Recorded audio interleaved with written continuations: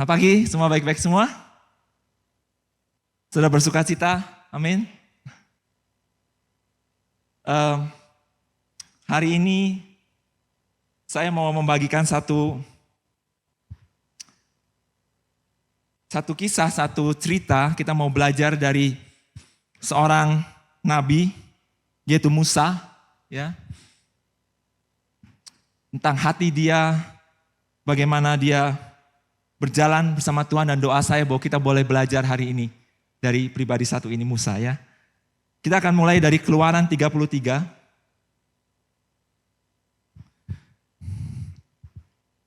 Sebelum kita,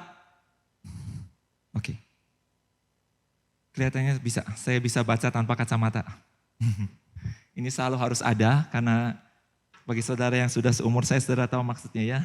Kalau ini tidak ada, kadang-kadang semua menjadi samar-samar, saudara.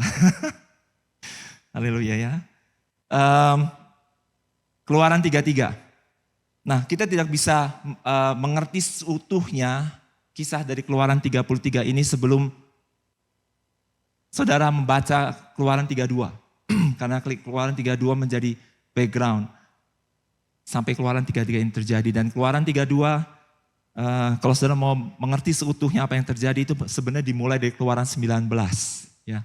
Tapi saya mau singkat saja menceritakan background. Di Keluaran 19, ini adalah 3 bulan setelah bangsa Israel keluar dari Mesir. Dan mereka sampailah ke satu tempat namanya Padang Gurun Sinai. Di depan Padang Gurun Sinai ada sebuah gunung, yaitu Gunung Sinai. Dan tempat ini sebenarnya tempat yang appointment Musa dengan Tuhan. Waktu dia pertama kali Musa mengatakan pada pada Mesir bahwa umatnya harus keluar untuk menyembah dan bertemu dengan Tuhan di gunung Tuhan. Kalau saudara ingat, ya, Musa sempat mengatakan depan Firaun, aku harus memimpin bangsa ini keluar untuk beribadah pada Allahnya di gunung Tuhan. Maksudnya di gunung ini, saudara. Jadi sudah ada appointment, ceritanya Musa sudah ada appointment dengan Tuhan bahwa kamu keluar dan aku akan menemui kamu di gunung itu. Singkat cerita, sampailah mereka di Padang Sinai, dan datanglah Tuhan seperti dijanjikan. Tuhan datang dengan api, awan yang tebal dengan gemuruh. Singkat cerita, Musa mendekat dan Tuhan mengatakan, memberikan pagar di kaki gunung, tidak boleh dia mendekat.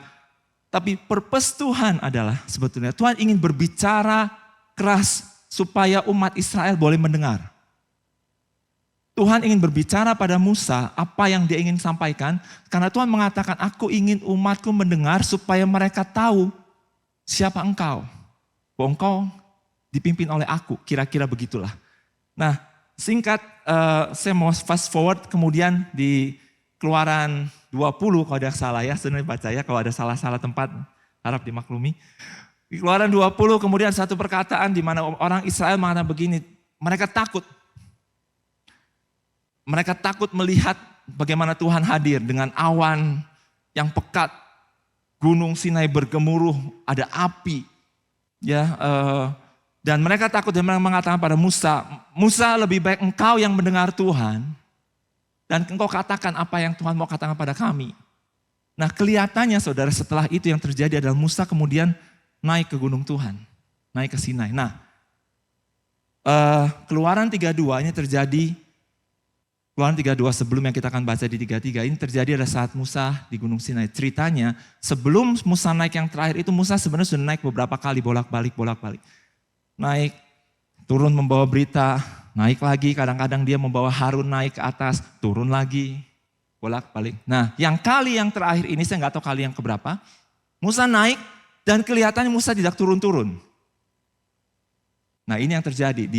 Sampailah kita Keluaran 32. Musa tidak turun-turun. Saya tidak tahu, saya malah mungkin tahu. Mungkin 40 hari gitu, kalau nggak salah, saya lupa lah, ya. Musa ada di gunung Tuhan 40 hari. Dan Keluaran 20 sampai 32 itu isinya semua tentang aturan-aturan. Bagaimana beribadah, bagaimana ini. Itu ternyata mungkin itu conversationsnya Musa sama Tuhan kelihatannya. Yang akhirnya menjadi hukum Taurat, ya. Nah, di Keluaran 32 terjadilah suatu hal yang mungkin saudara dan saya akan jadi shock sekali. Di mana waktu itu bangsa Israel mengatakan pada Harun bahwa ini Musa berlambat-lambat untuk turun. Kami tidak tahu apa yang terjadi dengan dia, kira-kira begitu. Oleh karena itu bangunkanlah, jadikanlah kami Allah yang lain. Di mana kami bisa beribadah. Saya waktu baca ini saudara, saya agak syok sedikit ya.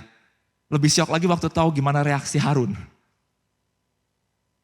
Dan Harun kemudian menjawab, oke. Nah, saya itu sampai saya mengerti, kok bisa ya? Kok bisa ya? Dan Harun bilang, oke, semua perhiasan emas tolong diambil yang kalian pakai. Dan kemudian Harun menempanya, menuangnya menjadi lembu emas. Saudara tahu kisahnya. Dan waktu lembu emas itu jadi, mereka mulai menyembah lembu emas itu dan mengatakan bahwa inilah Allah kami yang akan kami sembah dan kami akan ikut dia. Dan saudara tahu pada saat yang sama, Musa ada di atas gunung dan Tuhan mengatakan pada Musa, lihat, bangsa yang kau pimpin telah berubah hatinya. Nah, Keluaran 33 pada konteks itu saudara. Ya. Kemudian ceritanya Musa turun, kita tahu setelah singkat Musa marah, Musa melemparkan loh batu itu sampai pecah. Kemudian bahkan Musa sampai meminta orang-orang Lewi untuk membawa pedang dan membunuh orang-orang Israel yang mungkin menjadi provokator untuk sampai itu terjadi. Nah, setelah itu semua reda, masuklah pada kita pada Keluaran 33 saudara. Berfirmanlah Tuhan kepada Musa, pergilah, berjalanlah dari sini, engkau dan bangsa itu yang telah kau pimpin keluar dari tanah Mesir, ke negeri yang telah kujanjikan dengan sumpah kepada Abraham, Ishak dan Yakub. Demikian janjiku, kepada keturunanmu lah akan kuberikan negeri itu. Aku akan mengutus seorang malaikat berjalan di depanmu dan akan menghalau orang Kanaan, orang Amori, orang Het, orang Feris, orang Hewi, dan orang Yebus. Yakni ke suatu negeri yang berlimpah-limpah susu dan madu. Sebab, ini perhatikan saudara ya, aku tidak akan berjalan di tengah-tengahmu. Karena engkau ini bangsa yang tegar tengkuk, supaya aku jangan membinasakan engkau di jalan. Sudah mengerti konteksnya. Setelah itu terjadi, Tuhan punya pikiran yang lain. Dan luar biasanya Tuhan ya. Dia bukan Tuhan yang mengingkari janjinya. Dia mengatakan, Musa kau pergi sekarang pimpin bangsa ini ke satu negeri yang telah aku janjikan. Aku sudah berjanji kepada bapa leluhurmu Abraham, Ishak dan Yakub. Dan janji itu tidak akan pernah ku lalaikan. Tuhan adalah Tuhan yang memegang janji saudara. Ya. Dan aku akan mengutus seorang malaikat di depanmu. Dan malaikat ini akan menghalau semua musuh-musuh sampai engkau masuk. Persis sama seperti janji Tuhan yang semula. Israel akan masuk ke tanah perjanjian, betul saudara? Ya. Yang berbeda hanya satu. Tuhan bilang, tetapi aku tidak akan ada bersama kamu. Kamu masuk sendiri ke sana. Aku tidak akan berjalan dengan kalian lagi. Karena kalau aku berjalan, aku takut. Aku akan membinasakan umatku ini. Saudara, saya melihat begini. Musa tetap memiliki janji yang sama. Objektif Musa tetap akan tercapai. Bahkan Musa diberikan perlengkapan untuk mencapainya. Persis sama. Kuasa menyertai saudara, kalau saudara dipimpin sama seorang malaikat di depan, saudara gak usah worry, saudara betul-betul itu, kalau malaikat itu malaikat perang, Mikael, saudara gak usah worry saudara ya. That's the most powerful one. Gak ada yang bisa kalahkan saudara. Dan dia diutus sama Tuhan berjalan, cuma satu saja. Aku tidak akan berjalan bersama engkau, tidak ada yang berbeda. Dan saudara saya gak tahu kalau Musa hari ini, sebagai orang-orang di zaman ini, mungkin Musa mulai berpikir, oh this is good. Tugas saya mungkin tercapai, the objective tercapai, it's not bad. Karena aku kan dipanggil untuk ini. Tapi yang saya dapatkan rema dan mari kita belajar hati Musa. Musa tidak seperti itu saudara. Musa tidak bisa terima. Kalau saudara lanjutkan nanti ya di Keluaran 3, saudara akan bisa mulai melihat hati Musa mulai menjadi resah sekali. Dan dia minta ampun sama Tuhan. Dia minta ampun. On behalf Israel. Tolong ampuni.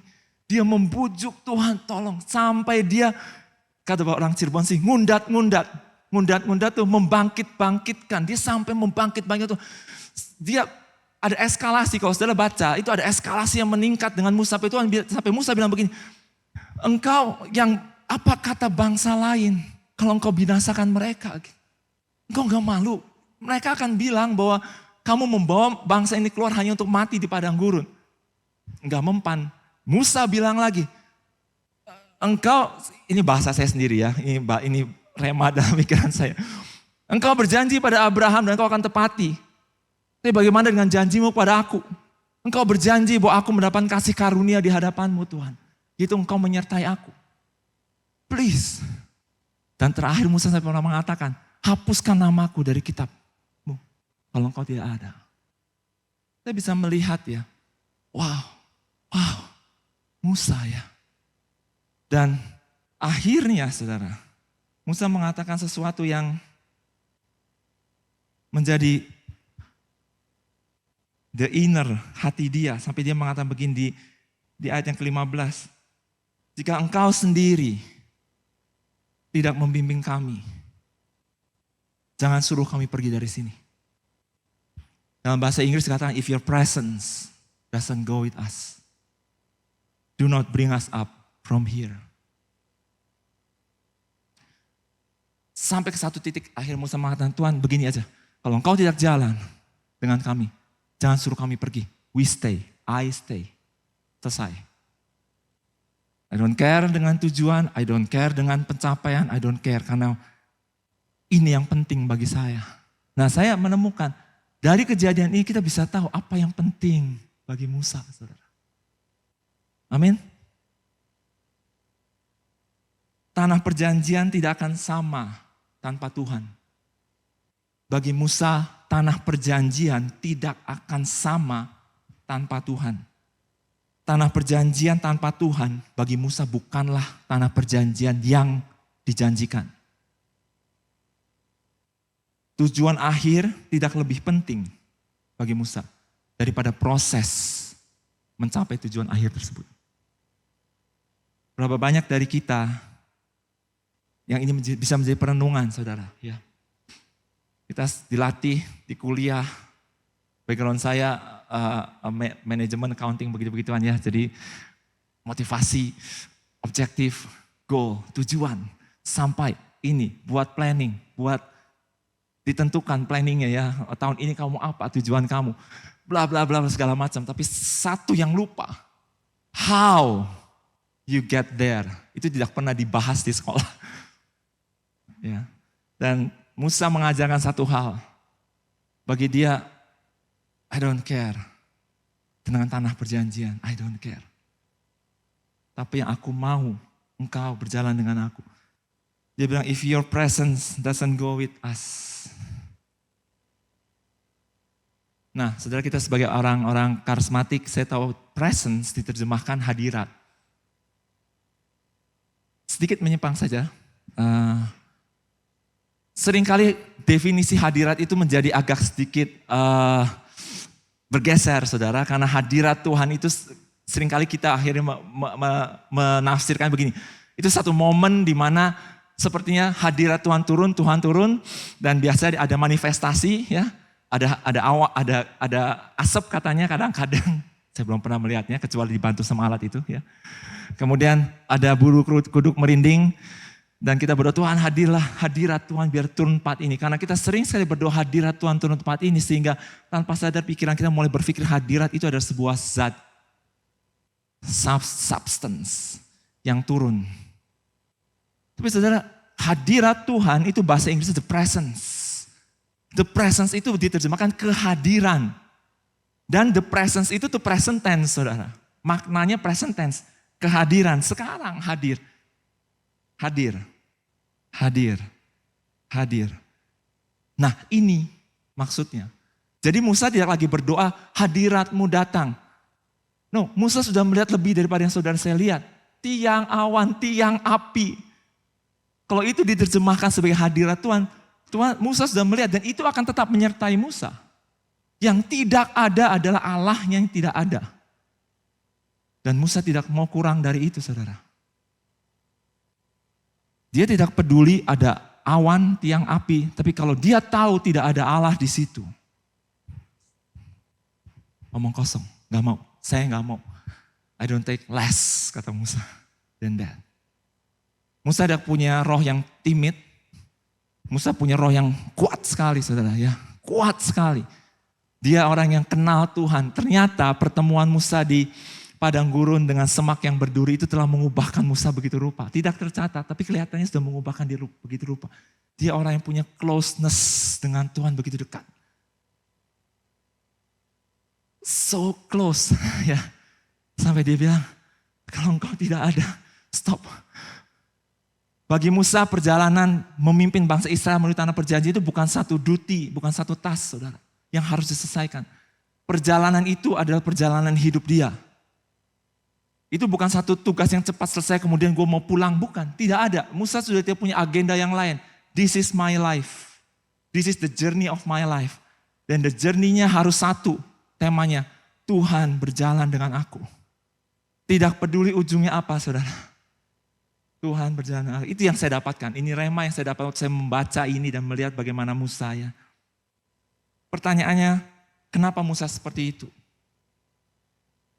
Saya yakin sekali karena Musa punya hubungan yang sangat dekat, yang akhirnya Musa itu mengenal Tuhan. Saya mau menghubungkan sedikit sama yang minggu lalu kalau Yosef bagikan ya.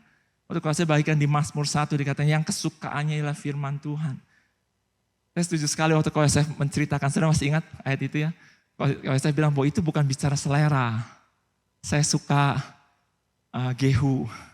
Yang istri saya lebih suka apa gitu, selera. Sehingga, oh kamu sih kebetulan seleranya suka firman Tuhan ya, kalau gue sih enggak suka lagu rohani. Bukan, bukan.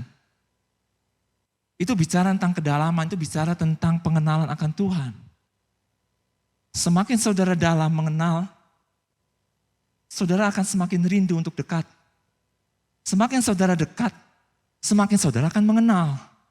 Lebih mengenal. Setelah saudara lebih mengenal, saudara makin rindu untuk dekat. Semakin lebih dekat lagi, saudara makin rindu lagi untuk lebih mengenal. Dan itu yang terjadi. Dig, menggali, makanya seek ye the kingdom of God. Itu bahasa Inggris seek, bukan look for, seek. Seek itu continually kamu digging, finding. Dan Tuhan itu unlimited, tidak pernah habis saudara. Semakin dekat tidak ada satu titik, udah ya, gini semua udah beres semua ya. Oh oke, selesai. Ya, saudara baca satu, bisa saudara beli HP ini, ada buku petunjuk, saudara bisa baca 6 bulan sampai saudara hafal semua dan selesai. I know everything about this phone. Nah Tuhan tidak seperti itu. Semakin saudara dalam, semakin kita dalam, semakin saudara mengenal. Semakin dalam, semakin saudara mengenal. Semakin saudara rindu dekat. Semakin saudara rindu dekat, semakin mengenal. Makanya akhirnya muncullah satu ayat yang kesukaannya ialah firman Tuhan. Dan Musa sepertinya ada di titik itu. Yang lain menjadi makin blur. Seperti saya kalau tidak pakai kacamata. Selain Tuhan yang lain jadi mulai buram bagi Musa. Karena dia hanya melihat satu, makin vividly, makin terang tentang dia gitu. Saya lihat, wow luar biasa banget ya. Amin. Nah, saudara, perubahan hidup hanya akan terjadi dari pengenalan. Ini the fact.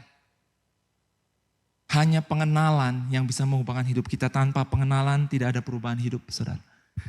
Pengetahuan tentang Tuhan, pengetahuan tentang agama, tidak akan pernah mengubahkan hidup kita. Ini fakta. Tough? Yes. Berat? Yes. It means kita harus makin dekat sama Tuhan. Hanya itu caranya untuk saudara dan saya bisa berubah. If you're not, saudara mau membaca sekian banyak buku, saudara mempelajari Alkitab seperti sebuah buku sejarah. Saudara boleh mempelajari apa saja tentang pengetahuan tentang sejarah Israel, segala macam. Tapi saudara, kalau saudara tidak sampai pada yang namanya pengenalan pribadi dengan Tuhan, closeness itu, kemungkinan perubahan hidup akan terjadi kecil sekali. Saudara. Hanya saat mendekat, dan hidup kita akan berubah. Saat makin mendekat, makin berubah. Makin dekat, makin berubah. Value mulai berubah semua, prioritas mulai tersusun ulang. Semua tersusun ulang. Apa yang tadi kita penting menjadi tidak penting, yang tadi tidak penting menjadi penting. Semua berubah. Hubungan saudara sama suami dan istri mulai berubah. Saudara mulai bisa melihat istri yang sama menjadi orang yang berbeda. Suami yang sama menjadi orang yang berbeda. Yang tadi menyebalkan sekarang kurang menyebalkan, menjadi makin Karena saudara mulai menemukan cara pandang Tuhan. Amin. Ya. Kita seringkali lebih tertarik kepada directions dibandingkan pengenalan. Padahal pada kenyataannya tidak ada directions tanpa pengenalan sebetulnya. Berapa tahun yang lalu, 2 tahun yang lalu tepatnya, saya ingat sekali mungkin bulan September, Oktober, November 2021, saya pernah ceritakan sama beberapa orang, waktu anak kami yang besar Keisha berangkat ke Portland Bible College, dia baru 1-2 bulan di sana, kemudian dia sempat telepon ke kami, dan dia sempat tanya, "Pak, Ma, kenapa ya di sini semua teman-teman Keisha ya, semua bisa dengar suara Tuhan?" Maksudnya, mereka tuh kalau ngasih kesaksian, "I know the Lord wants me to be here. I heard the Lord, the Lord wants me, Nah Keisha kemudian dia bingung. Saya kok gak pernah tahu the Lord wants me what gitu, ngerti gak? Waktu akhirnya ditanya, "Kenapa kamu ada di sini Keisha?" Cuma karena ditawarin dan sambil nunggu. Sangat tidak rohani kesannya ya. Dan kemudian dia tanya itu. Dan waktu saya dengar itu, puji Tuhan saya dapatkan rema dari Tuhan untuk menjawab. Saya bilang, "Kay, Nggak usah peduli orang lain. Semua orang punya perjalanan sendiri dengan Tuhan. Tapi satu prinsipnya Keisha, ya. Approach kita dengan Tuhan itu bukan seperti gini ya, Kay. Kamu nyetir mobil ya. Kamu bingung depan ada simpang 5 gitu. Kamu bingung mesti ke kiri ke kanan kan? Nah kemudian ada Pak Polisi di ujung jalan. Kamu berhenti, buka pintu. "Pak, kalau mau ke BSM kemana ya Pak?" "Oh ke kiri Neng." Ke kiri, terus muter. Simpang 5 Bandung ini, ya, ke kiri muter gitu ya. Terus, "Oh ya, makasih Pak." Nah saya bilang, directions dari Tuhan tuh, approach kita dengan Tuhan tuh bukan seperti itu Keisha. Kamu tidak kenal polisinya kan? Kamu hanya mau tanya kan? Dan Tuhan kasih tahu, no. Kira-kira begini analoginya. Kamu harus kenal polisinya dulu Kay. Punya intimate relationship. Dan waktu kamu datang persimpangan, suddenly you know, kamu harus ke kiri. Jadi daripada kamu bingung sekarang kalau malam doa, dengar Tuhan, aduh. Enggak, udah go, berjalan sama Tuhan, oke? Go deep ya sama firman, relax. Coba belajar untuk mengasihi Tuhan, belajar. Dan kamu akan tahu, you just know it. Kamu hanya akan tahu, orang lain tidak akan mengerti, tapi kamu yang tahu. Bahwa dia mulai mengatakan ke kanan. Dan kamu akan berjalan ke kanan. Saya bilang seperti itu. Yang sering kali kita mau ada directions. Dengar suara Tuhan. Jalan enggak. Ini bisnis ini gue masuk enggak ya? Ini kerjaan diambil atau enggak ya? Enggak saudara. Kalaupun saudara salah ambil. Tapi kalau saudara punya hubungan sama Tuhan. Tenang saudara ya. He can do anything untuk turn itu semua. Masalahnya lebih mengerikan kalau kita tidak punya hubungan sama Tuhan. Kita hanya melihat firman Tuhan itu seperti buku primbon. Bahkan lebih parah kita melihat ayat-ayat itu seperti mantra. Mantra ya. Baca firmannya dalam nama Yesus, dalam nama Yesus. Ada jalan keluar dalam nama Yesus. Kalau saudara melakukan itu, saudara berarti menjadikan firman itu mantra. Karena saudara melakukan tanpa pengenalan. Saudara harus tahu dulu kenapa kita mengatakan di dalam nama Tuhan Yesus. Saudara harus tahu kenapa. Karena kita tahu di bawah kolong langit ini tidak ada satu nama yang diberikan yang lebih berkuasa dari nama Yesus. Dan kalau itu tidak menjadi rema bagi saudara, akan sulit sekali kita mengatakan di dalam nama Yesus, akhirnya jadi mantra. Ngerti maksud saudara? Sama seperti primbon. Saya mau, aduh besok mesti ambil decision. Buka Alkitab, cari firman. Tutup, Tuhan aku berdoa. Ayat yang aku buka langsung itu jawabannya. Buka, yes. Tahu jawabannya apa yang lain gitu. Nah, Tuhan bisa bekerja, ini joking, tapi Tuhan bisa bekerja melalui itu. Tapi menurut saya, saudara mengerti poinnya. Ada pengenalan saudara, ada berjalan bersama Tuhan. Berjalan bersama Tuhan. Ada seorang hamba Tuhan mengatakan begini, mudah-mudahan saya nggak lebih waktu. Ada hamba Tuhan mengatakan begini, kalau kita punya anak ya umur 3, 4, kita akan siapkan dia baju pagi hari. Baju pakai ini. Kemudian udah dia mulai kelas 6, mulai umur 5, dia mulai tanya, Mam, can I wear this one? Boleh pakai ini gak, Mam? Ya boleh, jangan jelek kayak ini. Nah sekarang saudara kebayang, kalau udah umur 20 tahun, anak itu masih tanya, Mam, boleh pakai baju ini enggak? Saudara akan mulai bentak dia. Kenapa mesti tanya sama mama? Pikir sendiri. Nah kira-kira seperti itu. Waktu saudara makin bertumbuh sama Tuhan ya. Maksud saya, seorang anak akan tahu akhirnya value keluarganya seperti apa, baju yang dipakai seperti apa, ini. Dia akan tahu, dia gak perlu selalu tanya sama mamanya urusan baju pagi. Mam pagi ini sikat gigi atau enggak sikat gigi, gak perlu tanya. Ngerti maksud saya? Karena ada hubungan, karena mengenal, dia tahu papahnya, dia tahu mamanya, dia tahu this is the way, cara keluarga kami begini, ya dia tahu. Nah, itu yang kita harapkan terjadi saat anak kita menjadi dewasa. Atau kita mengenal, kita akan makin mengenal, akan berjalan, dan sudah akan tahu apa yang Tuhan mau dalam hidupmu.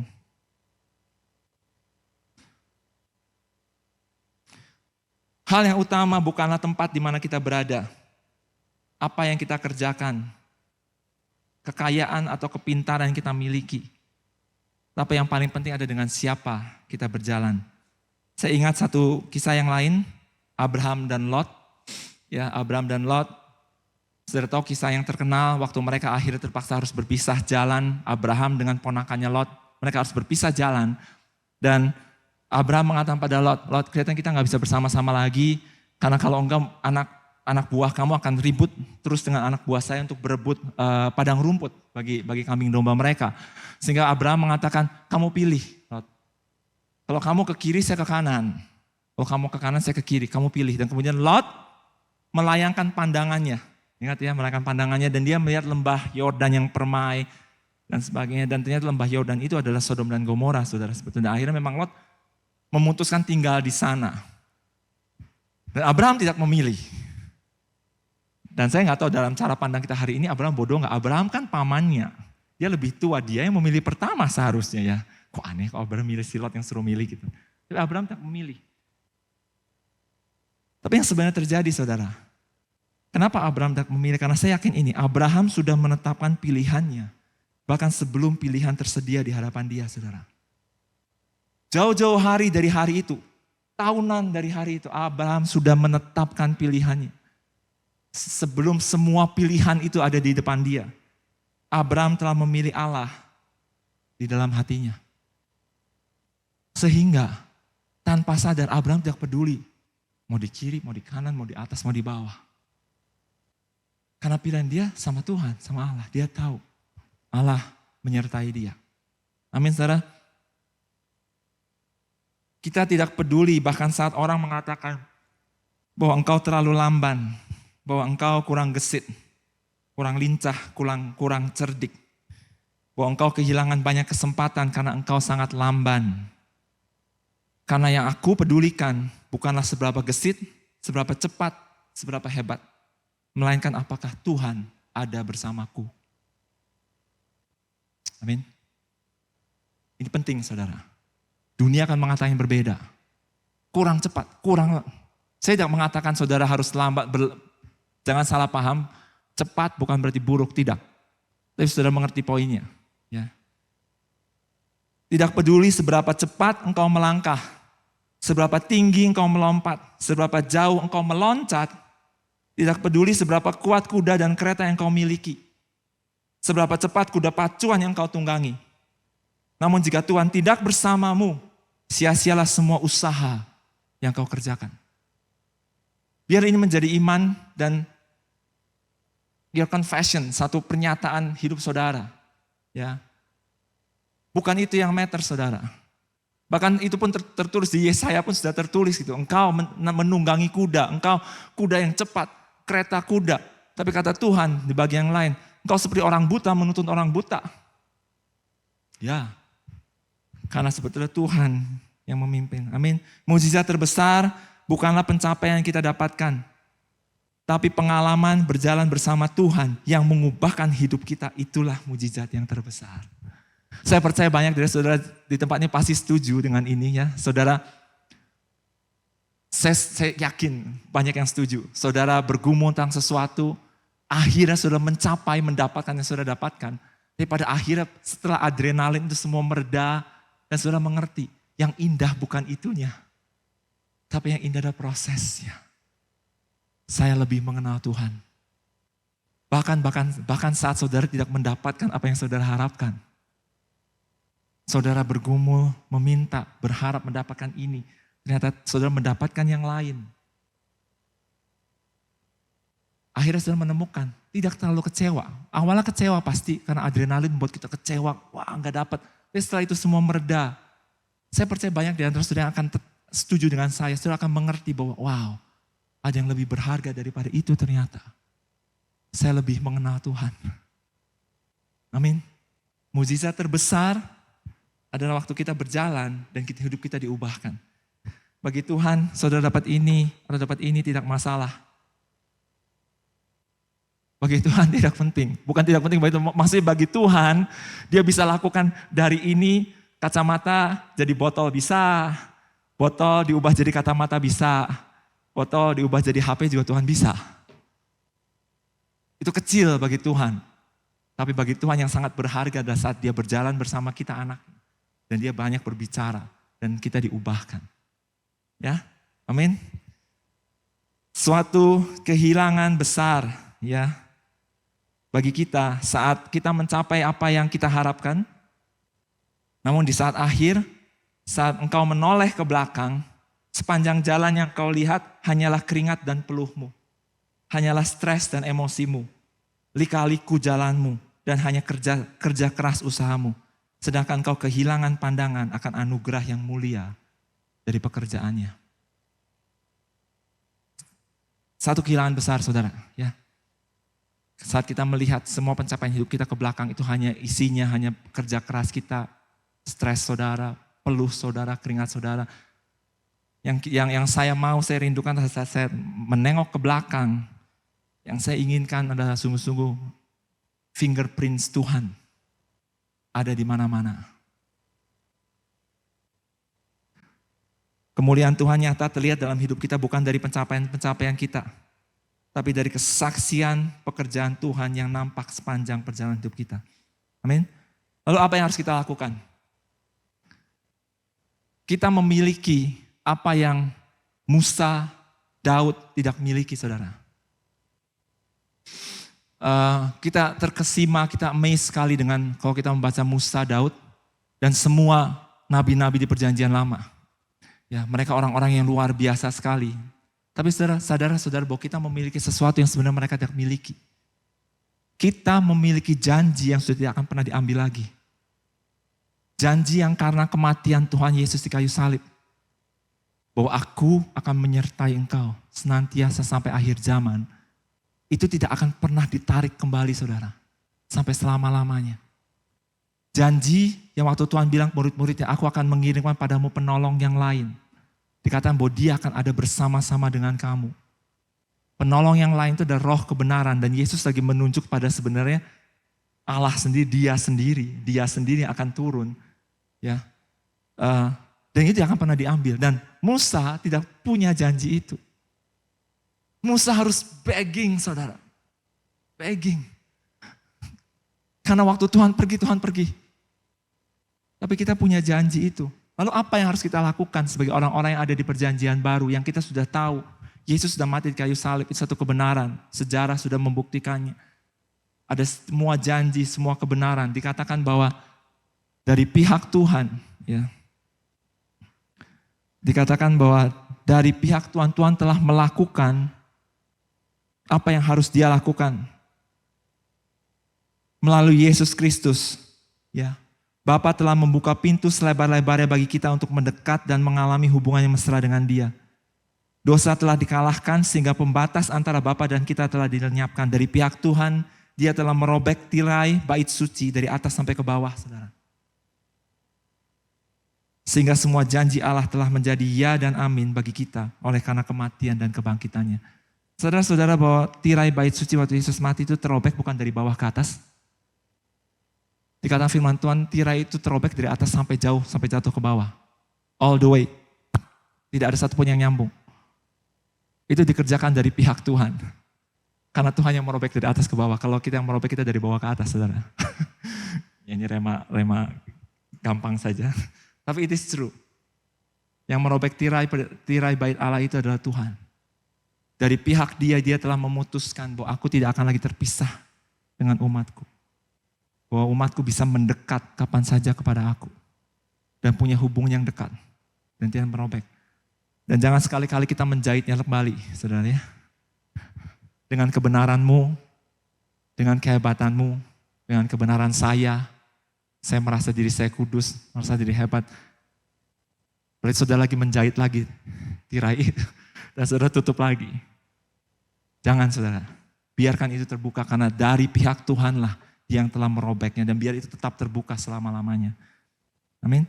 Apa yang harus kita lakukan? Apa yang harus kita lakukan dengan kita mengerti bahwa ada janji Tuhan? Satu, yang pertama, feed and walk on scriptures. Makanlah firman dan lakukanlah firman. Saya memilih kata feed, saya memilih kata makan. Bukan membaca saudara. Membaca bisa membaca, tapi ini bicara tentang makan. Makan maksudnya saudara makan dan saudara kunyah. Terus kunyah, terus kunyah. Satu suap gak apa-apa. Gak apa-apa, gak perlu satu piring, gak perlu satu panci saudara habiskan, gak perlu. Makan, makanlah firman. Ya. Dan lakukan firman itu. Maka kita lagi membangun suatu hubungan dan pengenalan akan Allah melalui firman. Amin. Yang kedua, acknowledge Him. Mengakui Tuhan dalam segala yang kita lakukan.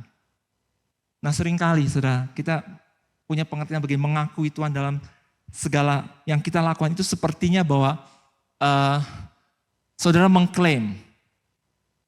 Saudara punya sesuatu, saudara doakan, kemudian saudara klaim janji Tuhan atas ini. Saya klaim di dalam nama Yesus. Padahal dari awal saudara tidak melibatkan Tuhan untuk saudara sampai punya pengharapan akan hal ini. Saudara mengerti maksud saya? Yang maksudnya dikatakan acknowledge Him. Akuilah dia dalam segala lakumu. Itu termasuk saat saudara merencanakan sesuatu. Saat saudara memikirkan, menimbang apa yang harus saya ambil. Apa yang harus saya tempuh. Acknowledge Tuhan, saudara. Bahkan di titik itu. Sehingga waktu saudara setelah mendapatkan apa yang menjadi harus saudara lakukan, saudara taruh sebagai satu pengharapan, saudara bisa mengklaim dan terus meng-acknowledge. Karena aku tahu bahwa ini yang Tuhan mau. Waktu saudara menerima sebuah berkat di dalam hidupmu, acknowledge Tuhan. Ini yang selalu saya doakan ya, untuk, boleh sharing sedikit aja untuk anak-anak kami. Setiap kali saya mendengar kalau mereka mendapatkan sesuatu yang baik, entah itu nilai, entah itu pekerjaan atau apa, saya selalu ingatkan mereka untuk please acknowledge Tuhan, dalam artian begini, tolong lihat itu sebagai pemberian dari tangan Tuhan bagi kamu. Sekecil apapun saudara, confess dengan mulutmu, mengatakan bahwa Tuhan terima kasih. Aku menerima ini sebagai berkat dari tanganmu bagi aku pribadi. Kita mau mengaku Tuhan dalam segala apa yang kita lakukan, amin. Dikatakan di Amsal, akuilah dia dalam segala lakumu, maka ia akan meluruskan jalanmu. Ada hal yang baik saudara yang menarik di Amplified Bible dikatakan in all your ways know, recognize and acknowledge Him and He will direct and make straight and plain your path. Know, recognize and acknowledge Him in all of your ways. Ya. Yang ketiga, yang saya rasa yang harus kita lakukan adalah ear to hear Holy Spirit. Yaitu mendengarkan dan berbicara dengan Roh Kudus. Ada satu kata-kata yang sering sekali Tuhan Yesus katakan di perjanjian baru ya. Yang dia selalu mengatakan begini, he who has an ear, let him hear what the Spirit is saying. Saudara tahu, biarlah mereka yang memiliki telinga untuk mendengar apa yang dikatakan oleh Roh. Nah itu tuh sering sekali Tuhan Yesus katakan, kalau saudara perhatikan ya. Di Injil. Hendaklah yang punya telinga mendengar apa yang dikatakan Roh kepadamu. Saudara, saya cuma diingatkan hal ini. Seperti janji Tuhan, bahwa Roh kebenaran itu sudah diberikan kepada kita. Kita harus belajar untuk menjadi peka dan mendengar apa yang Dia katakan, saudara. Hanya mereka yang punya telinga, kata Tuhan, yang akan mendengar apa yang dikatakan roh kepada dia. Amin.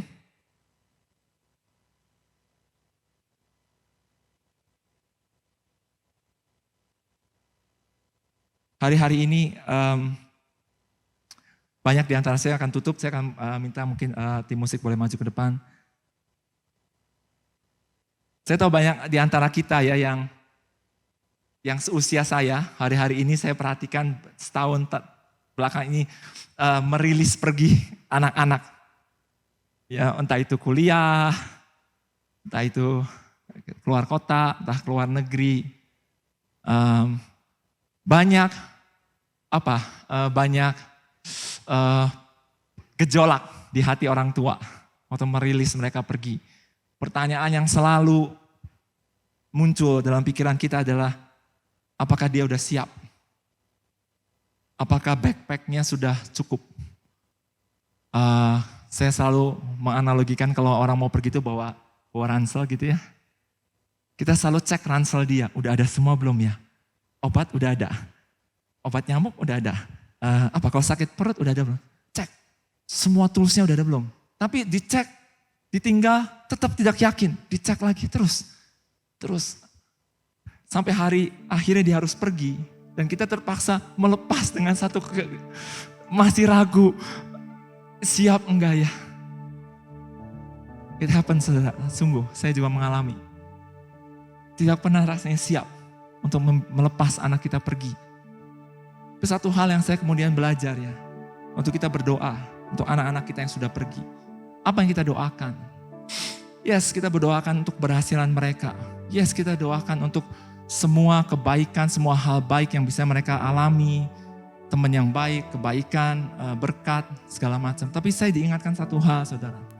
Di atas semuanya, ini yang harus kita doakan. Tuhan, sertai dia. Please, aku mohon, jangan lepaskan tangannya. Tolong Tuhan, lebih dari semuanya, bersabar dengan dia. Kalau dia salah, kalau dia menyakitimu, tolong satu, jangan lepaskan tanganmu Tuhan. I beg you. Karena aku tahu, mungkin dia tidak tahu, tapi aku tahu yang dia butuhkan hanya Engkau. Tidak ada yang lain. Dan saya percaya, itu hati Tuhan, saudara. Saya percaya Tuhan akan tergerak saat melihat bapak-bapak ya berlutut dan berdoa untuk anaknya dan meminta, Tuhan sertai anakku pergi. Hati Tuhan move, saudara. Dan dia akan mengatakan, I'll do it. I will never let him or her go. Me, I, not my angels, me. I will hold his hand. Dan waktu mereka mengalami hal yang berat, ini ada di imajinasi saya. Tuhan akan pegang tangan Brian atau Keisha, anak kami atau Karen. Dan dia akan mengatakan, come close, walk with me. Tidak ada momen yang paling membuat kita nyaman, saudara. Saat saudara menghadapi satu jalan yang rumit, yang menakutkan. Kemudian ada tangan Tuhan yang mendadak memegang tangan saudara dan mengatakan, come close, dekat papa. Jalan sama papa. Dan waktu saudara mengalami itu, tidak ada yang kita takutkan, saudara ya. Waktu Bapa mengatakan, pegang, come, jalan dekat sini. Seperti kalau kita melihat ada papa sama anak kecil di sebuah tempat festival, sebuah pasar malam. Wah, rame. Kemudian saudara melihat bapaknya langsung pegang tangan anak kecilnya. Dan dia tarik anaknya. Dan dia pegang anaknya. That's exactly yang saya mau, saudara. Itu yang saya mau dalam hidup saya. Tuhan memegang. Dan dia katakan, berjalan dengan aku. Itu yang kita doakan untuk anak-anak kita. Amin. Haleluya ya. Saya akan tutup dengan Yesaya 40. Ayat yang ke-27 dikatakan, mengapakah engkau berkata demikian, hai Yakub, dan berkata begini, hai Israel, hidupku tersembunyi dari Tuhan, dan hakku tidak diperhatikan Allahku. Bukankah ini sering dari doa kita ya? Kalau kita menghadapi masa susah, kesulitan, kita akan bilang kenapa hidupku tersembunyi dari Tuhan? Kenapa engkau mengabaikan, tidak memperhatikan hak saya? Seperti sepi. Ya. Tidakkah engkau tahu dan tidakkah engkau dengar, kata Tuhan. Tuhan ialah Allah yang kekal, yang menciptakan bumi dari ujung ke ujung. Ia tidak menjadi lelah dan tidak menjadi lesu. Tidak terduga pengertiannya. Ia memberi kekuatan kepada yang lelah dan menambah semangat kepada yang tiada berdaya. Orang-orang muda menjadi lelah dan lesu, dan teruna-teruna jatuh tersandung. Ayat yang 30, tetapi orang-orang yang menanti-nantikan Tuhan mendapat kekuatan baru. Mereka seumpama raja wali yang naik terbang dengan kekuatan sayapnya. Mereka berlari dan tidak menjadi lesu. Mereka berjalan dan tidak menjadi lelah. Amin saudara. Mari kita jadi umat yang menantikan Tuhan. Amin. Lebih daripada pencapaian, lebih dari tujuan saudara nantikan Tuhan. Pastikan selalu, Tuhan, you have to walk with me. Ya, saya mau lebih kenal Engkau. Saya mau berjalan bersama Tuhan. Dan ini janji Tuhan. Mereka yang menanti-nantikan Tuhan akan mendapatkan kekuatan yang baru. Amin saudara. Haleluya. Tuhan, kami sungguh bersyukur. Kami sungguh bersyukur Tuhan karena kami punya janji. Yang bukan karena kebaikan kami.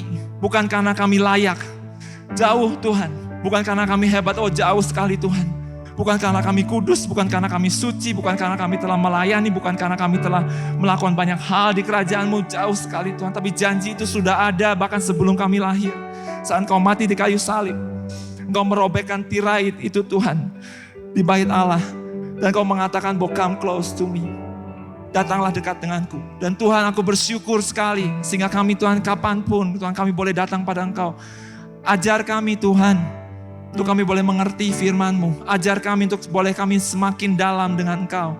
Ajar kami Tuhan untuk kami boleh mengakui Engkau dalam segala apa yang kami lakukan ya Tuhan. Untuk kami tidak terburu-buru dengan segala sesuatu, tapi kami selalu mau menunggu apa yang Engkau mau Tuhan untuk kami lakukan. Ajar kami Tuhan untuk kami boleh memiliki telinga yang mendengar apa yang Roh katakan dalam hidup kami. Terima kasih ya Tuhan, aku sungguh berdoa. Biar Engkau menyertai hidup setiap kami. Kau menyertai hidup setiap orang-orang tempat ini dan orang-orang yang dikasihi Tuhan oleh kami dimanapun mereka berada. Tuhan, satu hal lebih dari semuanya, kami berdoa penyertaan-Mu, penyertaan Tuhan ada atas hidup kami. Terima kasih ya Tuhan. Segala kemuliaan bagi nama-Mu ya Tuhan. Di dalam nama Tuhan Yesus. Haleluya. Semua mengatakan amin.